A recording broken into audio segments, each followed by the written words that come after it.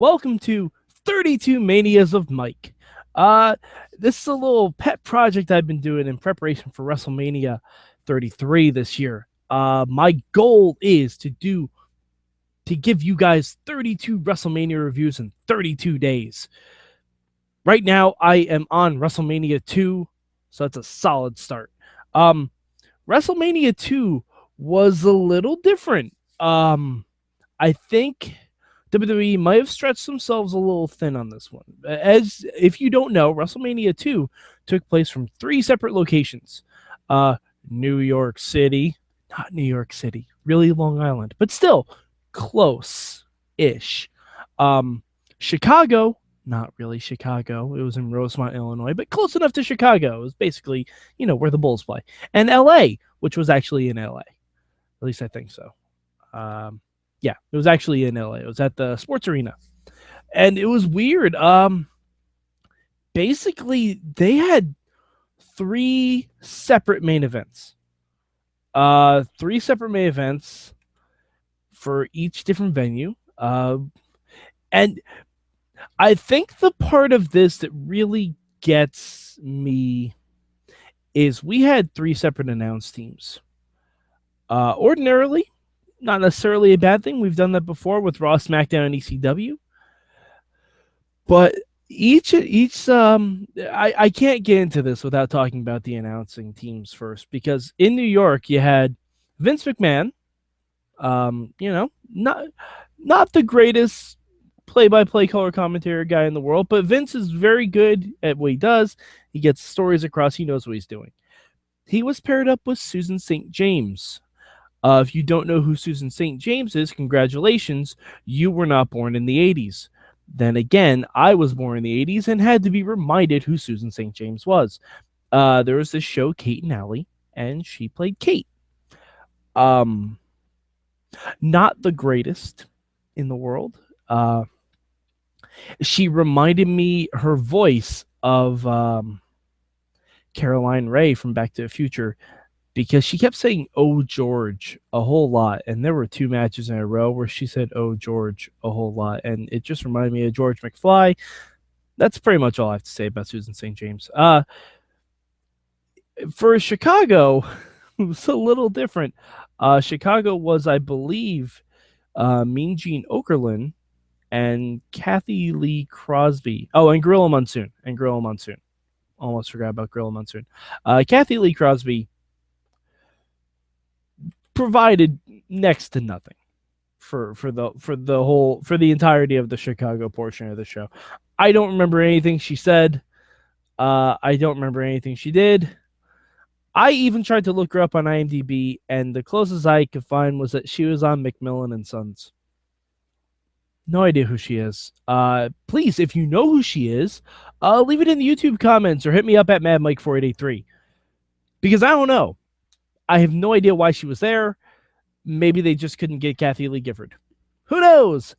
However, LA was fantastic. Commentary team. You had Jesse the Body Ventura, Lord Alfred Hayes, and a huge surprise, Elvira. Yes, that Elvira. Now I full disclosure, a couple weeks ago, I listened to a Nerdist podcast with Elvira on it, and I found out that she had a lot of background in like improv and stuff like that. So it really shouldn't shock me that she was good on this, but she was really damn good. For a celebrity getting thrust into color commentary on wrestling, there have been a lot of failures in that market. Elvira actually did really good, and I think it made me enjoy the LA portion of this a heck of a lot more than the New York and the Chicago portions. But so let's get to each of those. Now, I don't know how this would have worked for like the fans in the arena, because New York got 4 matches. They got Paul Orndorff and Don Morocco going against each other. They fought to a countout. Not the hottest start to a WrestleMania, but it had 2 WrestleMania firsts in one match. The first WrestleMania first is someone going from the main event of a previous WrestleMania, that would be Paul Orndorff, to the curtain jerker of the following WrestleMania. There are many people who will do this in the future, and we'll have to list them all by the time I get to WrestleMania 32. And it's going to be quite a list, I think. Because I think Bret Hart did it. I think Chris Jericho did it. That might be the only other guys. Maybe Daniel Bryan, too. I'm not positive. I'm not entirely positive on that, but I know Bret Hart and Chris Jericho did that, definitely. And it also got the first ever bullshit chant at a WrestleMania. Thanks, Long Island. Thank you very much. You stay classy. Then again, you just saw a match end in a double countout. I don't necessarily blame you, considering you only get 3 matches, and then you have to watch the rest of the show on closed circuit TV. Not the best, I guess. I don't know. So then we have Randy Savage, the Macho Man Randy Savage. Excuse me. The Macho Man Randy Savage, yeah, the Intercontinental Champion, yeah. He was with Miss Elizabeth, as he's wont to be, and he beat up George Animal Steel. Oh, it was an okay match. It was fine. That's where we got a lot of, oh, come on, George. That's where we got a lot of that, because she really liked George Animal Steel. Yeah, I mean, it's very standard Macho Man match, a very standard George Steele match, actually. But yeah, Savage beat George Animal Steel by putting his feet on the ropes. So, Macho Man's a heel, obviously. Then we got Jake the Snake Roberts, his WrestleMania debut, going against George Wells. And George Wells, don't really know too much about him. It was a weird squash match. It was George Wells dominated for 3/4 of the match, then Jake just hit a DDT, and that was all she wrote. But the main event from the Nassau Coliseum was a boxing match. Mr. T with Smokin' Joe Frazier and the Haiti Kid in his corner defeated Roddy Piper via disqualification. New York, he kind of got the short shrift on this one. I'm sorry. Not the best way to start this WrestleMania. I'm not going to like Mr. T and Roddy Piper, very entertaining. A lot of fun to watch. The Roddy Piper was just on another level at this point, you guys. And I do want to point out he did say that he would never shave his head and he would never paint his face black. We'll see if he lives up to that WrestleMania promise.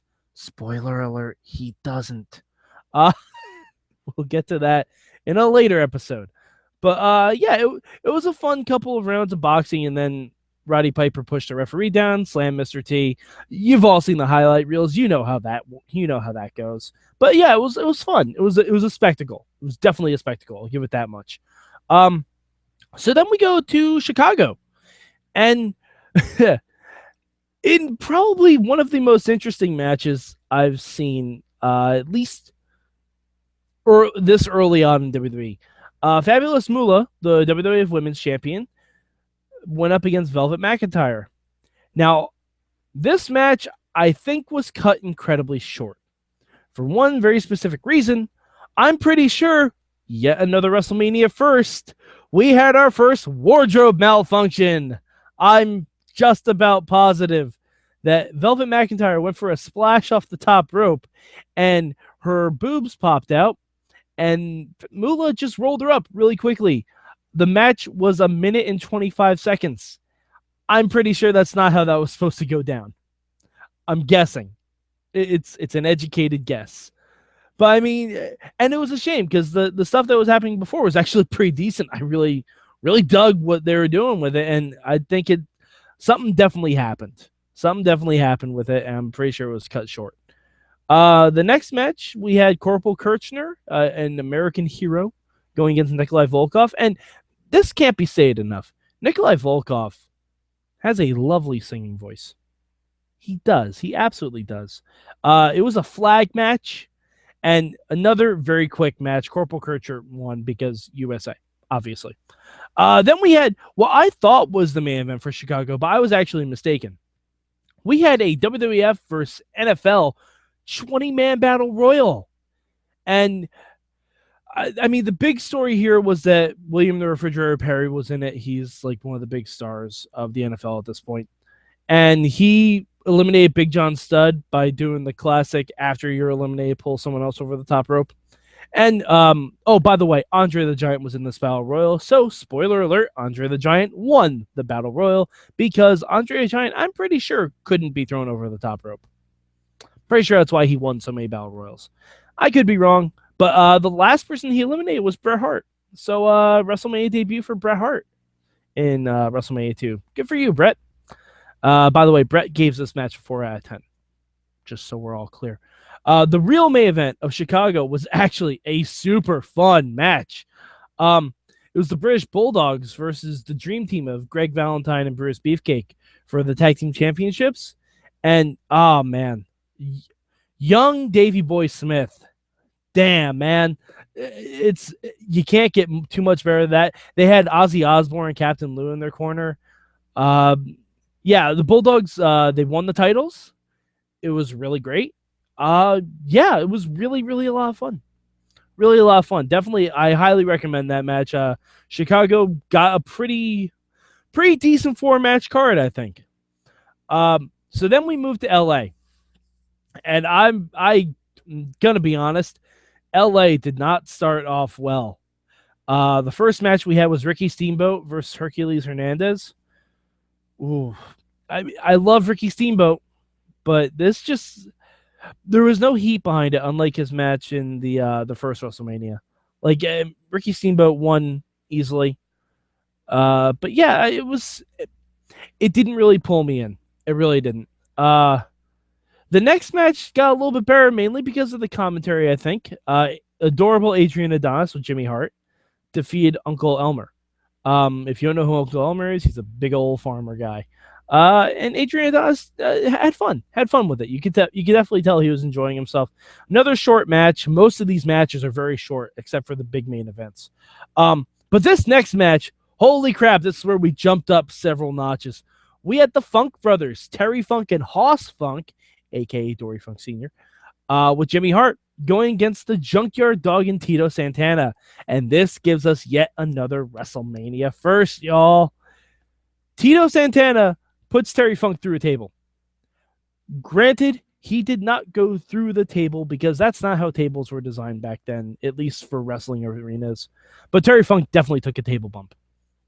So, I mean, Terry Funk, I don't think he gets another WrestleMania match until like WrestleMania 14.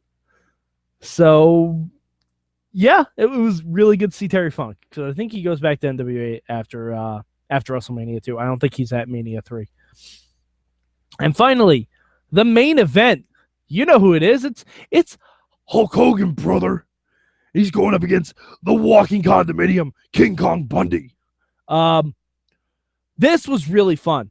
I have historically not been a huge fan of Hulk Hogan. I was more of a Macho Man guy growing up myself. But I'll be damned. Second Mania main event in a row. Second match I've really, really enjoyed from Hogan. Really, really enjoyed. They showed the whole angle where Bundy, attacked Hogan, ruined his ribs with a bunch of avalanches, and they showed this really good promo from Bobby Heenan, first of all, to promote that Bundy's going to be the next champion. But really, really fun promo of Hulk Hogan working out and trying to, fix his ribs and everything. And God, the match was super fun. Like, it wasn't your typical Hulk Hogan body slam, leg drop, 1, 2, 3, which I think that's what I liked about it, because in the coming years, we're going to get a lot of those. But yeah, just really, really fun match.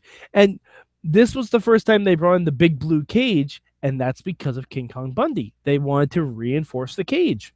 And King Kong Bundy bled from the cage, which was great. Hogan did like a power slam to him, which was really, really cool looking. Like, it looked great. Huge fan of it. And, it was just a really fun finish. And like I said, the commentary team for LA was fantastic. I gotta give them all the credit in the world. It was really a lot of fun. So, yeah, again, I didn't think I liked WrestleMania 2, but I'd have to give it like a solid 7. A solid 7. The undercard slightly underwhelming, but I think that's because they did the 3 venues. I think if this was all in one show, they wouldn't have had 12 matches.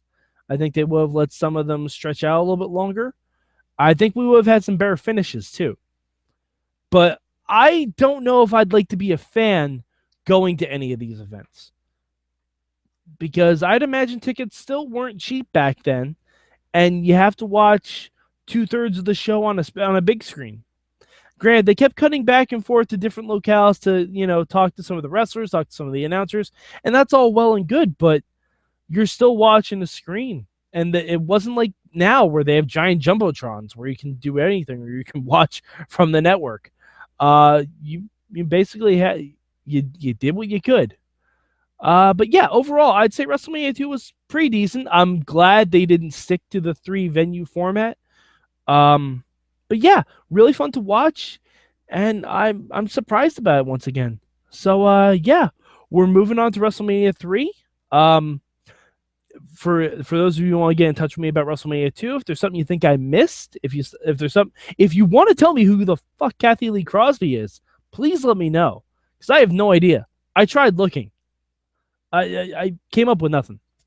But yeah, hit me up at Mad Mike 4883. Hit me up on the Facebook if you like the 32 Manias of Mike. And yeah, so we'll see you in the Pontiac Silverdome. So for Mad Mike, keeping it Mania.